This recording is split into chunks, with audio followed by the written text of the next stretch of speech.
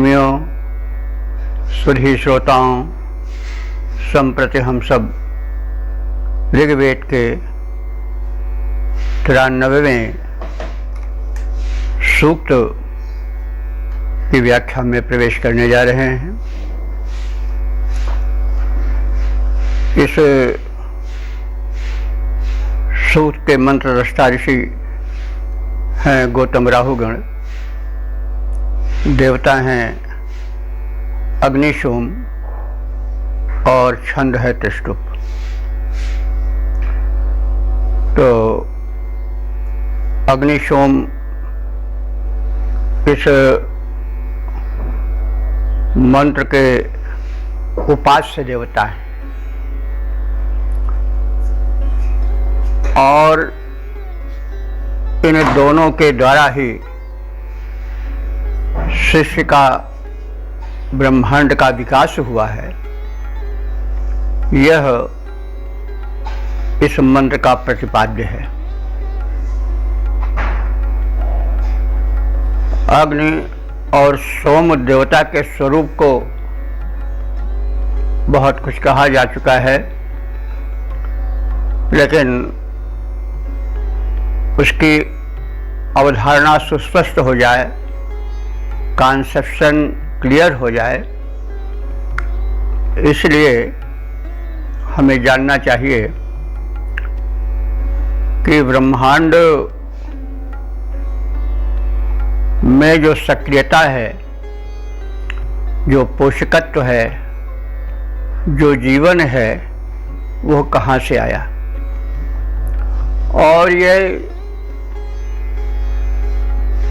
ब्रह्मांड जिसके विस्तार का अभी तक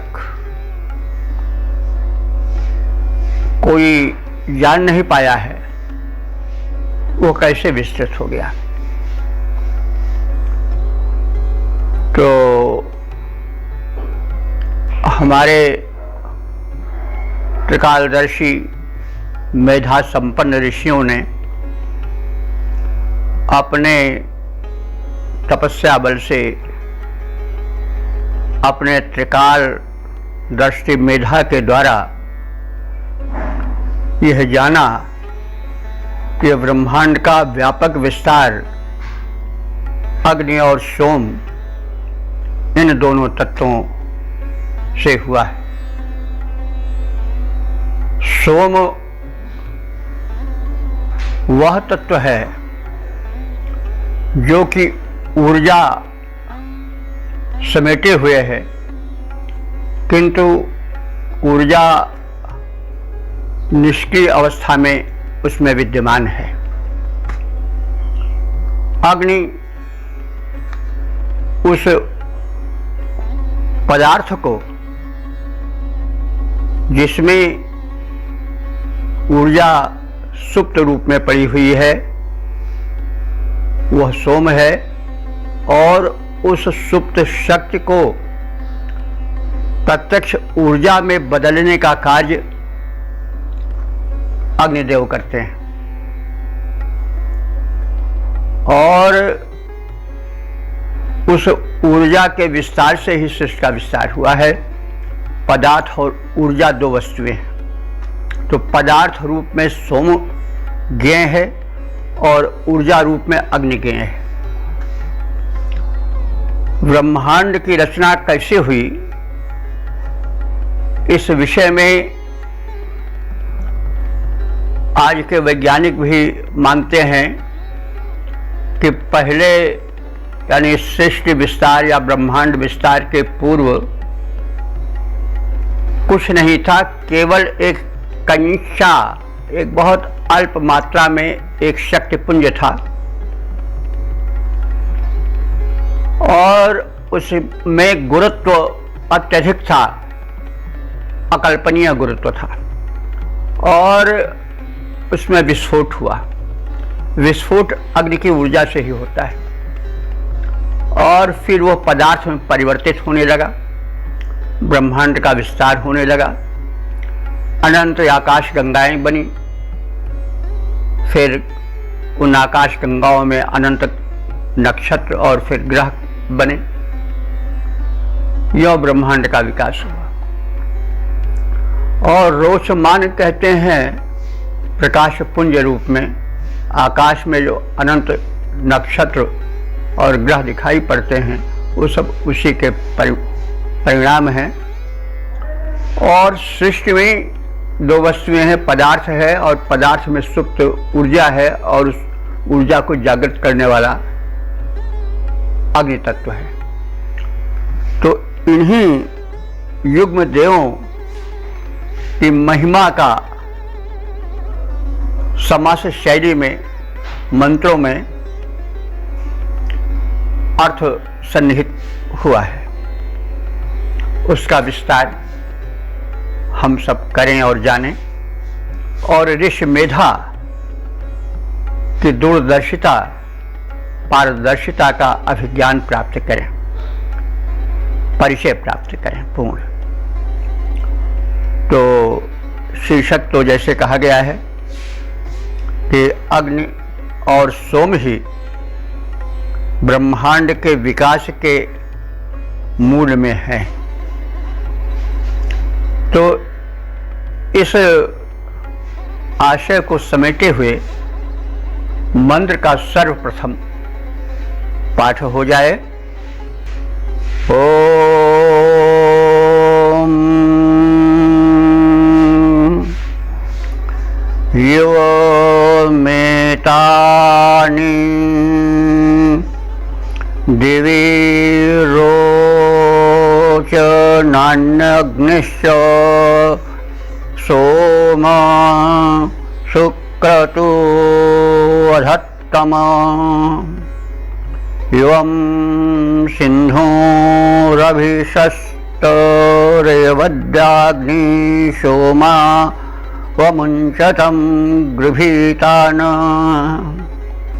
शब्दार्थ से परिचय प्राप्त करें। सोमो,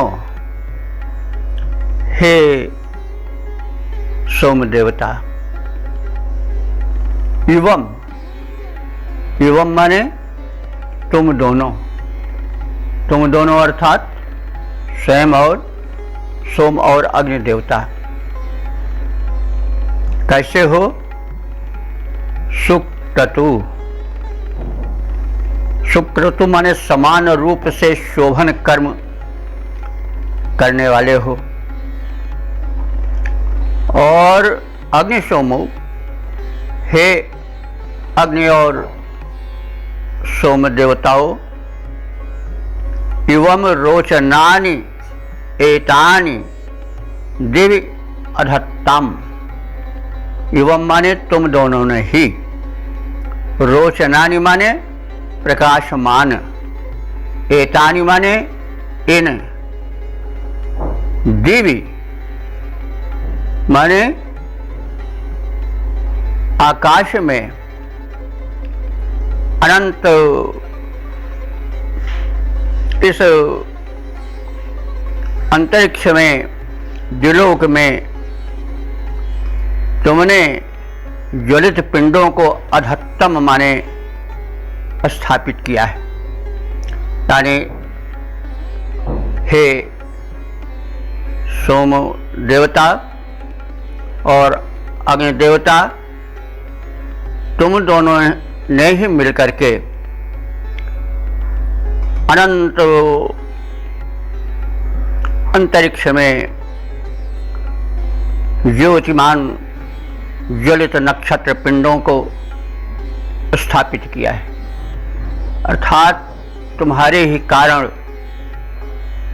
ये अनंत ब्रह्मांड में जो व्याप्त ज्योतिष पिंड हैं, प्रकाशमान ग्रह नक्षत्र के पुंज हैं, उन सब का स्थापन और उनका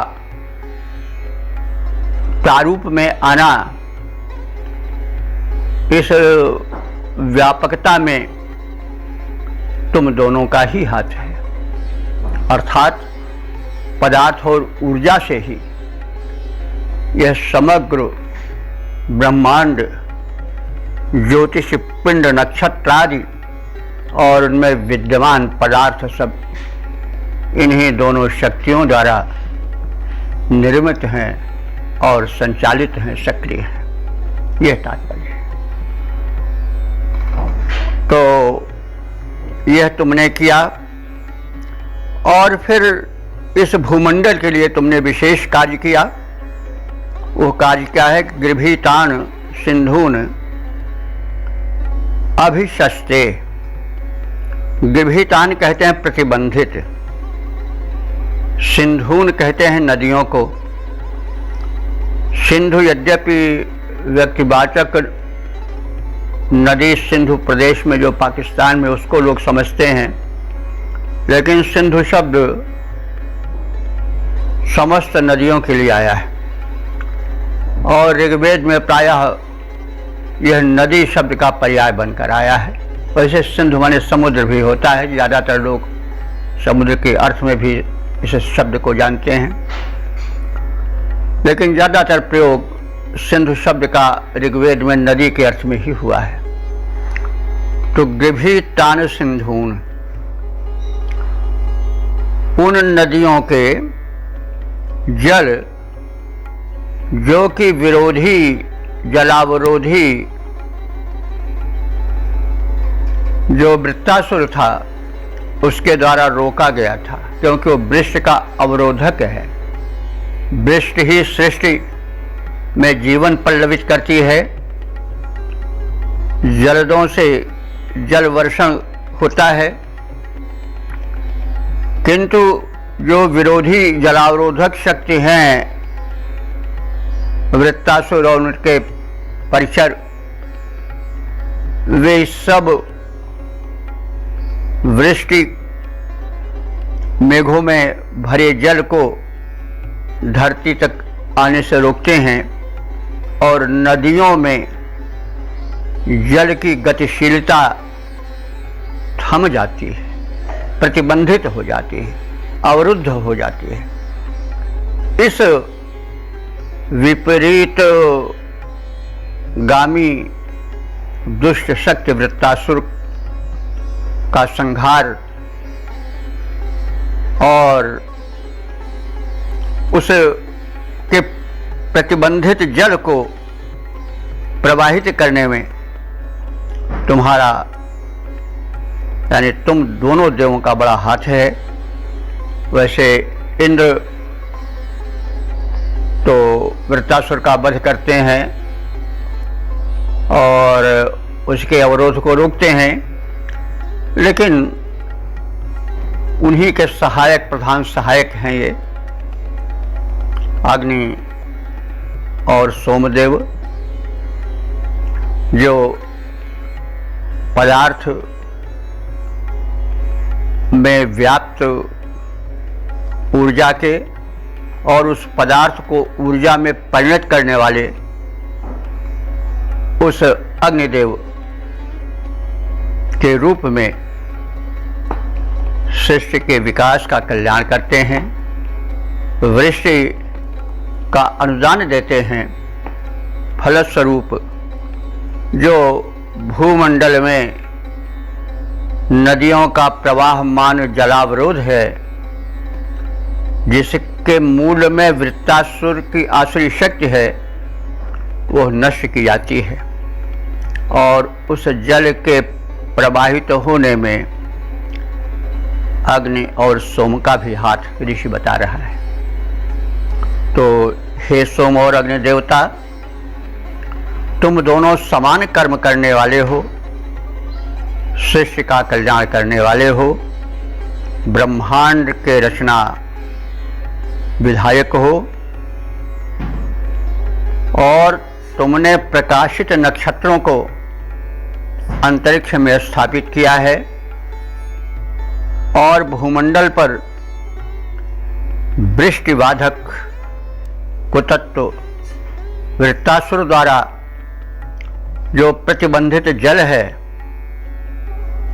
उस जल को तुमने मुक्त किया है और नदियों में उन्हें प्रवाहमान कराया है। यह हम मानते हैं। अब इसका छंदोबद्ध प्रारूप देख लिया जाए। अग्नि और सोम दोनों देवता प्रधान, अग्नि और सोम दोनों देवता प्रधान दोनों। देव हो महान कृत्य करते समान हो, व्योम में प्रकाशमान ज्योतिपिंड जो महान, उनको जमाने वाले तुम ही शक्तिमान हो, उनको जमाने वाले तुम ही शक्तिमान हो। ज्योति जाल जो विराज मान आसमान मध्य, उसका विधान तुम ही करते सुजान हो। वृत्र प्रतिबंधित सरित निर्मुक्त कर, वृत्र प्रतिबंधित सरित निर्मुक्त कर, तुम दोनों करते उसे प्रवाहमान हो, तुम दोनों करते उसे प्रवाहमान हो। ओम। वेद प्रेमियों, सुधीर श्रोताओं, संप्रति हम सब ऋग्वेद के प्रथम मंडल के 93वें सूक्त के छठे मंत्र की व्याख्या में प्रवेश करने जा रहे हैं। यह मंत्र त्रिष्टुप नामक छंद में निबद्ध है। मंत्र दृष्टा ऋषि हैं, गौतम राहुगण देवता हैं, अग्नि सोम, और मंत्र का वर्ण विषय है सोम का अवतरण भूमि पर कैसे हुआ। अब संबंधित मंत्र का सर्वप्रथम पाठ हो जाए। ओम।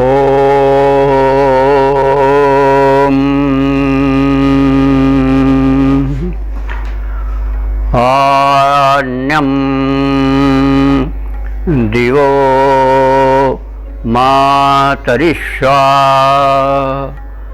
जभारा मथनादन्यम परिष्येनो अद्रेह अग्नि सोमा ब्रह्मणा वावृधानोरुम यज्ञाय चक्रथुरु लोकम। शब्दार्थ से परिचय प्राप्त करें। अग्नि सोमा, हे अग्नि और सोम देवता, तुम में से एक ने अर्थात अग्नि मातरिश्वा, तो अग्नि को मातरिश्वा कहते हैं, पवन को, वायु को। वायु का जो अंतरिक्ष में सबसे ऊपरी भाग है वो प्रवाहमान रहता है। कहा जाता है कि वहाँ वेग से सदैव पवन का प्रवाह बना रहता है, और भूमंडल के लगभग 200 किलोमीटर तक वायुमंडल का प्रसार है, और उसके बाद तो फिर धरती के आकर्षण शक्ति के ऊपर दूसरा संसार प्रारंभ हो जाता है। तो उस पवन को जो अंतरिक्ष में सबसे ऊपर है वो नित्य प्रवाहित रहती है, यानी उसमें एक वेग रहता है, और वह मातरिश्वा कहलाती है। वह पवन मातरिश्वा कहा जाता है। तो मातरिश्वा का शिष्य विकास में बड़ा महत्वपूर्ण योगदान है। पवन का बड़ा योगदान है हर क्षेत्र में, जल वर्षण में, जीवन में उसका योगदान सर्वत्र है। तो वह भूमंडल पर कैसे आया, इस विषय पर इस मंत्र में प्रकाश डाला गया है कि मातरिश्वा जो यह अग्नि देवता हैं उनको भूमंडल पर लाने का प्रथम कारण है। तो यानी जो मातरिश्वा है वह मेघों को चालित करके उन पर कुछ दबाव डाल करके बिजली रूप में अग्नि को प्रकट करती है, और विद्युत रूप में अग्नि जब वज्रपात होता है तो पृथ्वी पर आती है, और पृथ्वी पर गिर करके वो अगर वनखंड पर गिरती है, पहले तो वनखंड ही सर्वत्र फैले हुए थे, तो आग लग जाती है और वो बहुत समय तक लगी रहती है। तो कुछ इसी ओर संकेत समझ पड़ता है कि मातरिश्वा यानी पवन के द्वारा वह अग्नि जो विद्युत रूप में अथवा सूर्य रूप में एक ऊष्मा बनकर के अंतरिक्ष में विद्यमान थी, उसको विद्युत रूप में विद्युतपात या वज्रपात के माध्यम से धरती पर लाने के कारण पवन देवता हैं। तो यही बात कही जा रही है कि हे अग्नि और सोमदेव, तुम में से एक को अर्थात अग्नि को वायु आकाश से लाए, और अन्यम माने दूसरे को, दूसरे किसको? सोम को। सोम को शेन कहते हैं बाज को अथवा गरुण को। तो वे अद्रेह माने अद्र कहते हैं पर्वत को। तो सुमेरु पर्वत से तुमको शेन बाज पक्षी अथवा गरुण इस भूमंडल पर लाए और मानव उससे परिचित हुए। तो इसको अगर हम बड़ा स्पष्ट देखें तो यह कहा जा सकता है कि जो सोम है वो वनस्पति रूप में पहले किसी ऊंचे पर्वत पर विद्यमान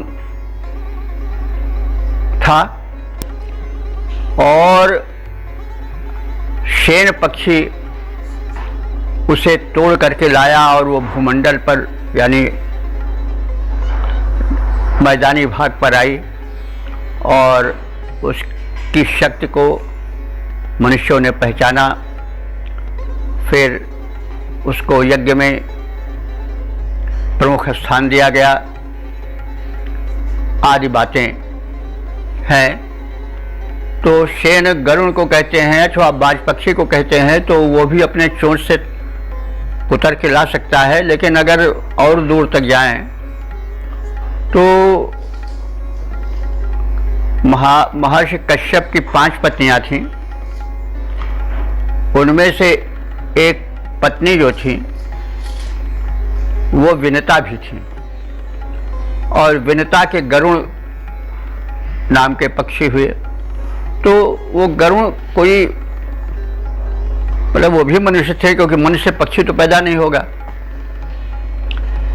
गरुण बड़े गतिशील रहे होंगे, इसलिए उनको अलंकारिक भाषा में कह दिया गया कि तो बिल्कुल खग हैं, बाज हैं। बात ऐसे फिर हो जाती है, पौराणिकता में लिपट जाती है तो वो एक अलग रूप धारण कर लेती है। व्यवहार में अलंकार का प्रयोग होता ही है। तो हो सकता है कि ये गरुण जो महाराज कश्यप के विनता नाम की पत्नी से उत्पन्न हुए थे, इनके संबंध आर्यों से अच्छे थे। बल्कि ये जो महाराज कश्यप की पत्नियां थीं 5, उनमें से अदिति से तो देवता हुए थे, और दिति से और दन से दैत्य और दानव हुए थे। दैत्य और दानव मिलकर के एक संग हो गया। इनमें और आदित्यों में, देवों में संघर्ष चलता रहा, देवासुर संग्राम चलता रहा। लेकिन जो और पुत्र थे, जिसमें कि गरुड़ प्रधान हैं, वो आर्यों से ही मिले थे। उनसे कोई संघर्ष नहीं हुआ, बल्कि उनसे मिल करके चले।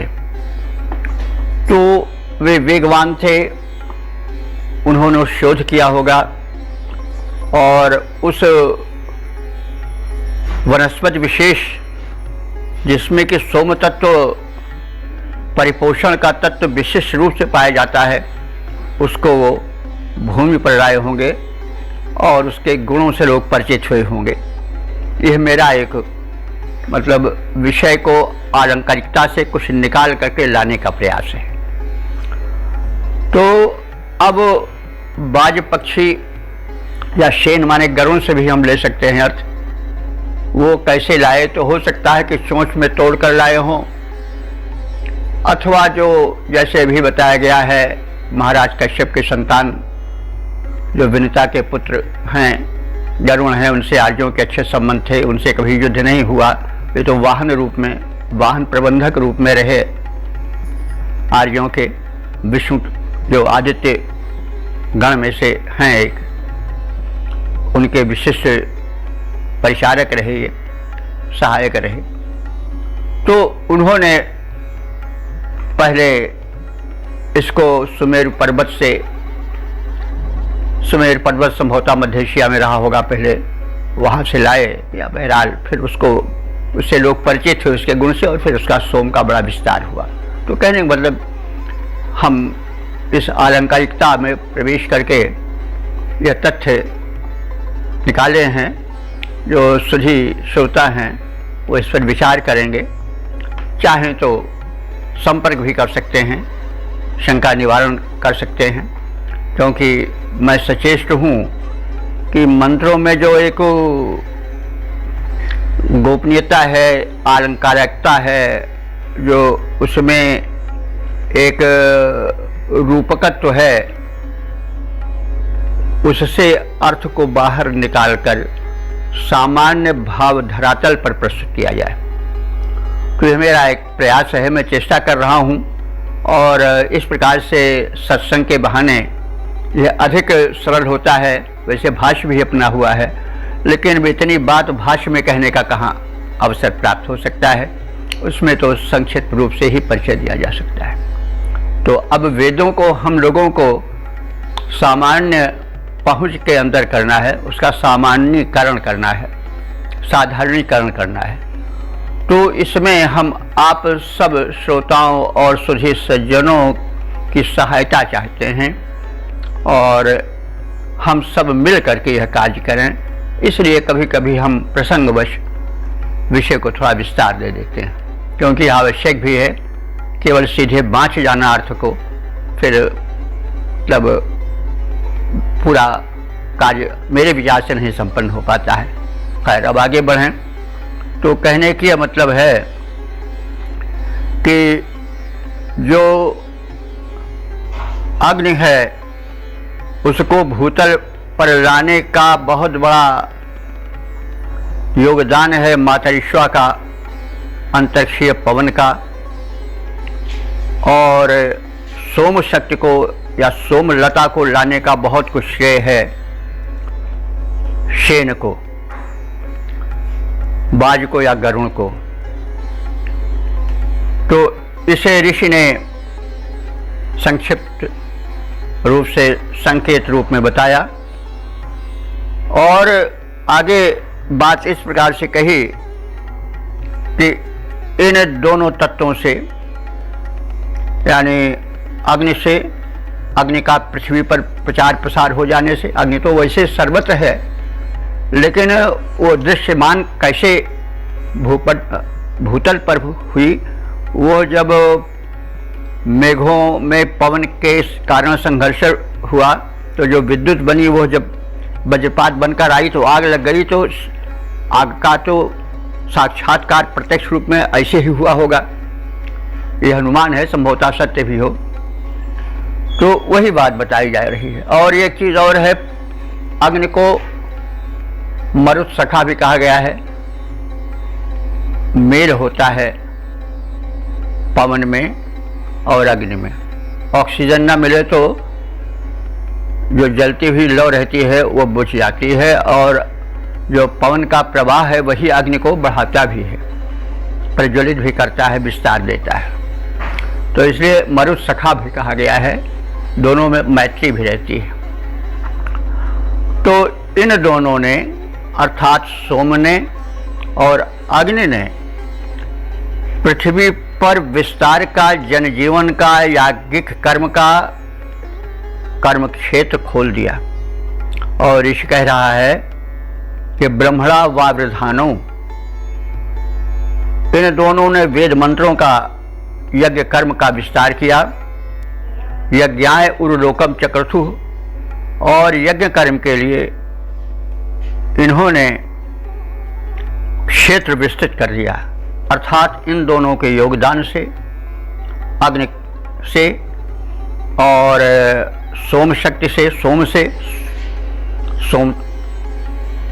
का बड़ा स्थान है यज्ञ में। और अगर हम विस्तार में लें तो यावत पदार्थ जो कि आहुति में डाले जाते थे, यव और ये शाली आदि अन्न, वो सब सोम ही हैं। तिल आदि, तंडुल, तिल तंडुल, ये सब तो इन्हीं कर्मों से, यानी इन्हीं वस्तुओं से जो यज्ञ कर्म का विस्तार हुआ पृथ्वी पर, और यज्ञ कर्म से बड़ा कल्याण हुआ, लोक में विकास हुआ, मनुष्य में मेधा का संवर्धन हुआ, कर्म क्षेत्र में तीव्रता आई, आदि आदि बातें हुई। और इन सब में सोम का और अग्नि का बड़ा योगदान है, यह कहने का तात्पर्य है। तो हे अग्नि और सोमदेव, तुम में से एक को अर्थात अग्नि को वायु आकाश से लाए, तुम में से दूसरे को अर्थात सोम को पर्वत से शेन, पक्षी, बाज या गरुड़ उखाड़ कर लाए। तुम दोनों ने मिलजुल कर यज्ञ कर्म के लिए विस्तृत क्षेत्र बनाया, और जो वेद पाठ था उसको विकसित किया, वर्धित किया। चारों ओर वेद मंत्र पढ़े जाने लगे, यज्ञ होने लगे। तो यज्ञ कर्म यावत शुभ कर्म है, सब यज्ञ हैं, उसमें तुम दोनों का बड़ा हाथ है, ये तात्पर्य हुआ। अब इसके हम छंदोबद्ध रूप को देख लें। अग्नि बन विद्युत बसे थे व्योम बीच तुम, अग्नि बन विद्युत, अग्नि बन विद्युत बसे थे व्योम बीच तुम, भूमि पर पवन ने तुमको उतारा था, त्यों ही सोम उच्च गिरि सिंह वास करते थे, बाजने उखाड़ उसे भूमि पर धारा था। अग्नि सोम योग से प्रविध यज्ञ कर्म हुआ, चारों ओर यज्ञ धूम का हुआ पसारा था, और यज्ञ क्षेत्र बढ़ा, सूक्त रचना समृद्ध हुई, हुआ अग्नि सोम देवता का जयकारा था, हुआ अग्नि सोम देवता का जयकारा था। ओम। वेद प्रेमियों, सुधी श्रोताओं, संप्रति हम सब ऋग्वेद के प्रथम मंडल के 93वें सूक्त के 7वें मंत्र की व्याख्या में प्रवेश करने जा रहे हैं। यह मंत्र त्रिष्टुप नामक छंद में निबद्ध है। मंत्र दृष्टा ऋषि हैं गौतम राहुगण, और देवता हैं अग्नि सोम, और मंत्र का शीर्षक है अग्नि और सोम उपासक के कल्याण में निरत रहें और उन्हें सुरक्षा प्रदान करें। अब संबंधित मंत्र का सर्वप्रथम पाठ हो जाए। ओम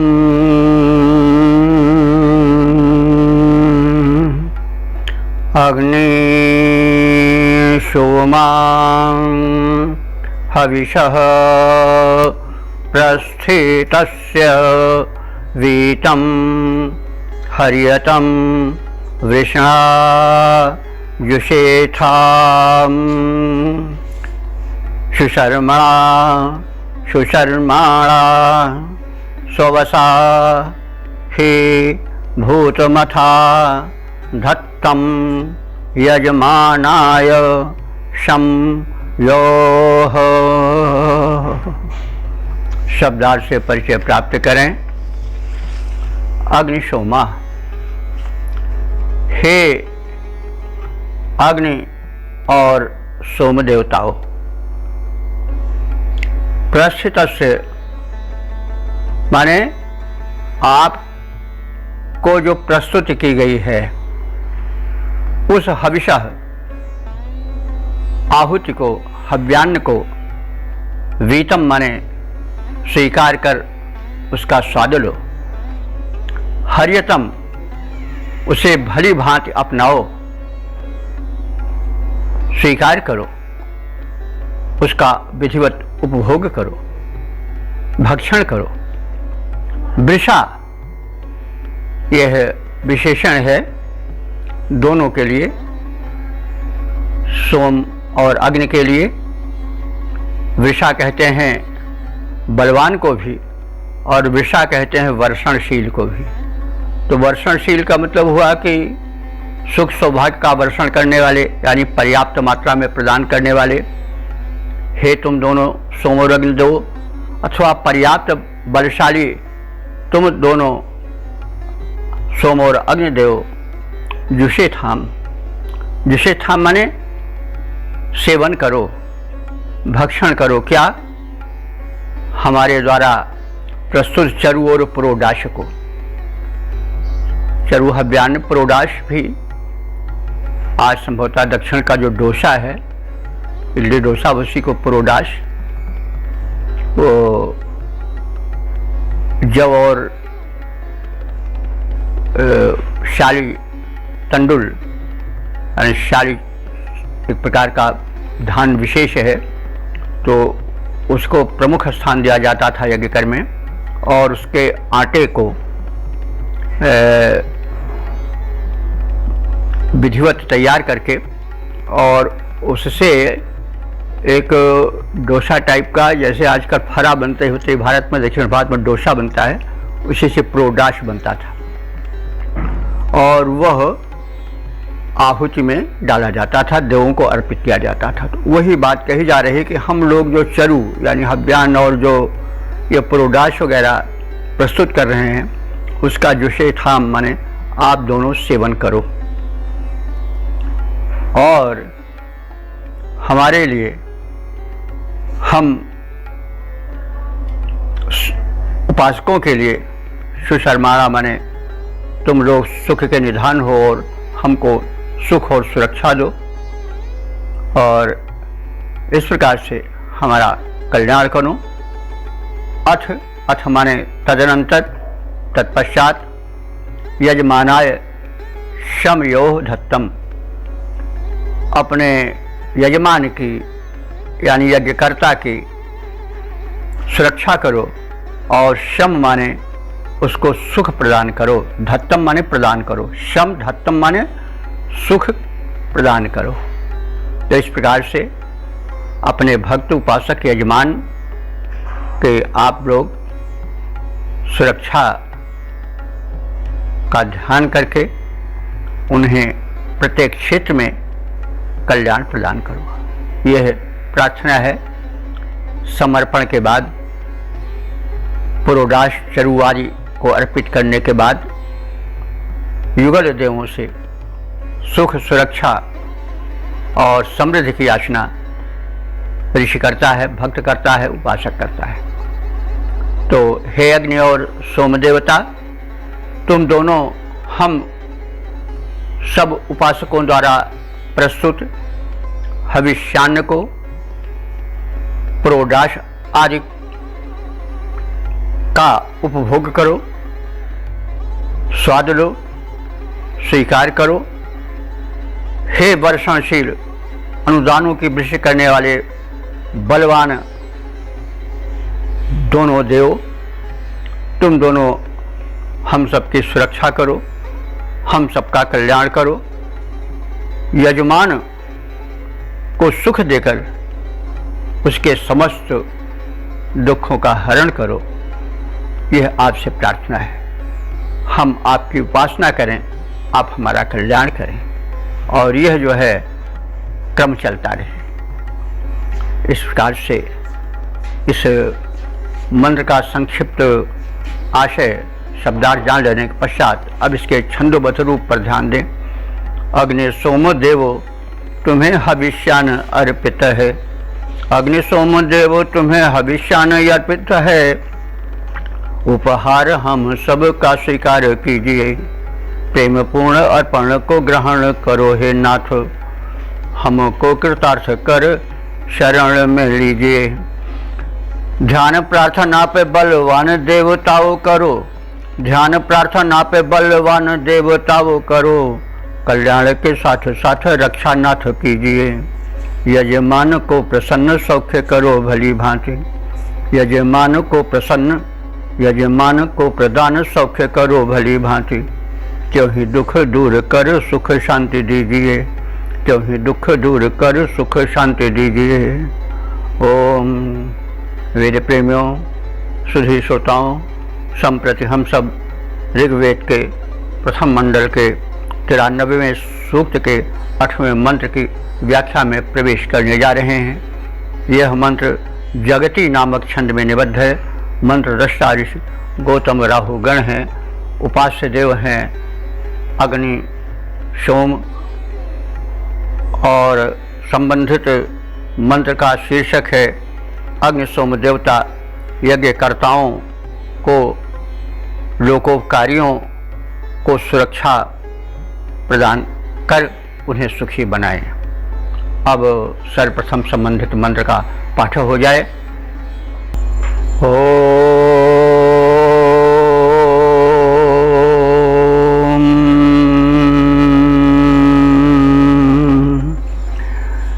यो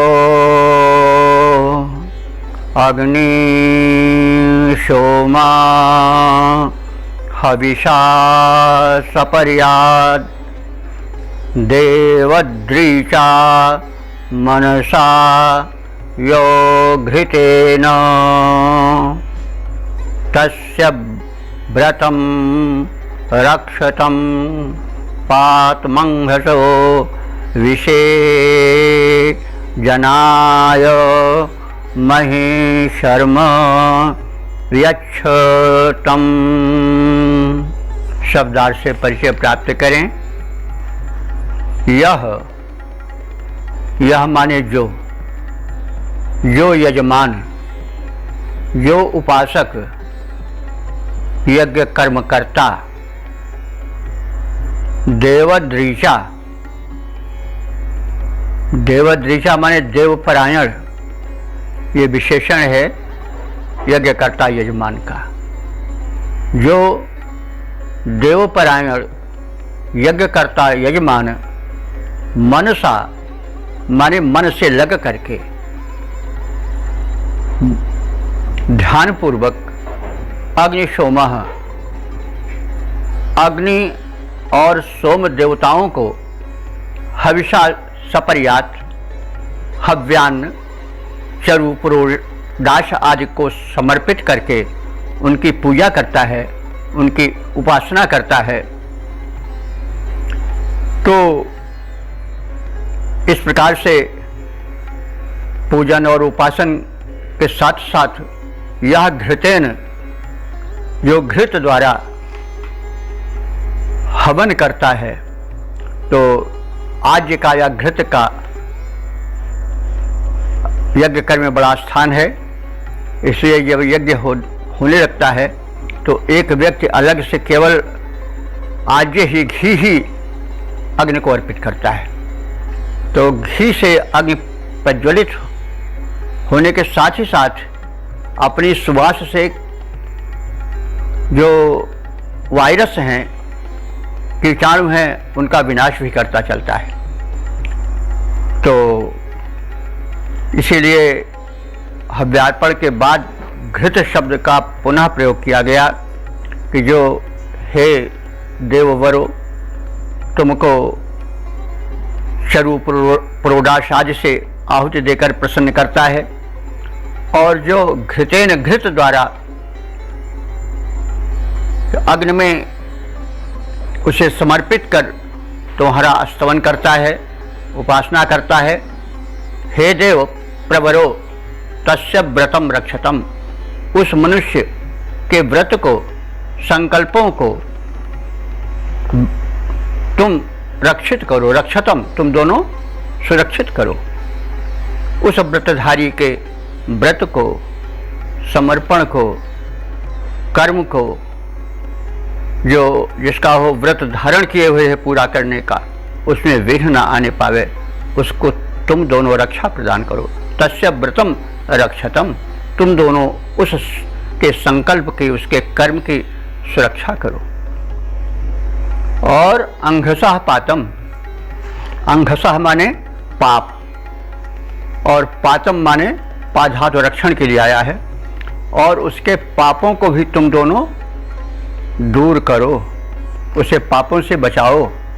अंघसः पातम, उसे पापों से बचाओ, क्योंकि कर्म में पाप कर्म कीजिए तो उसमें जान अनजान में कुछ पाप भी हो जाया करता है, पाप पीड़क होता है। जैसे कोई कृषि कर्म कर रहा है तो न चाहते हुए भी तमाम जीव जंतुओं का उसमें जो है वो हनन हो जाता है। तो जीव तो वो भी हैं, कभी वो भी मनुष्य रहे होंगे, ऐसी मान्यता है। कर्म के क्षीण होने पर धीरे धीरे वो डिमोट होते गए और कीट पतंगादि रूप में धरती पर कर्मफल भोगने को विवश हो गए, लेकिन हैं तो वो भी जीव ही।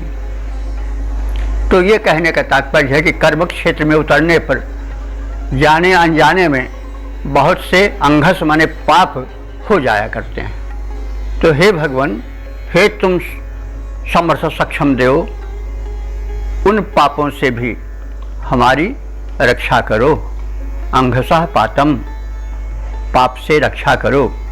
विषय जनाय, विषय जनाय माने जो यज्ञ रत हैं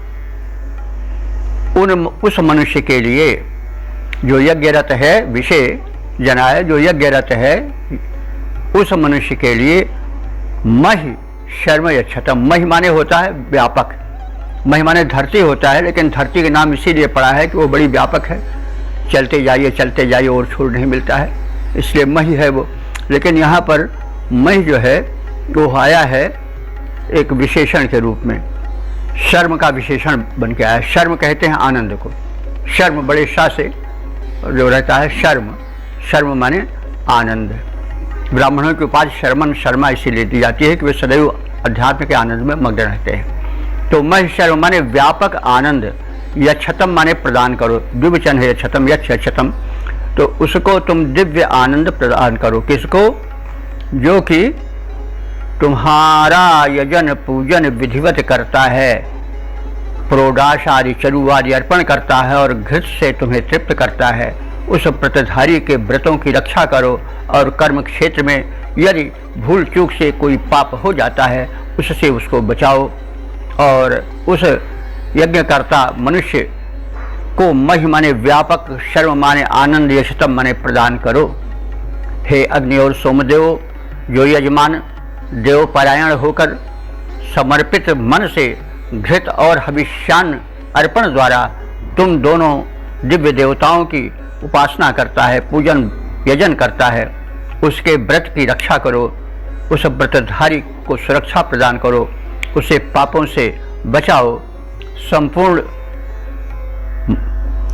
उसके पापों से उसकी रक्षा कर उसको प्रभुत सुख प्रदान करो और उस यज्ञ कर्म में रत को तुम हर तरह से सुखी और सुरक्षा प्रदान करते रहो, सुख और सुरक्षा का अनुदान देते रहो, ऐसी प्रार्थना है। इसके पद्य रूपांतरण का भी अवलोकन कर लें।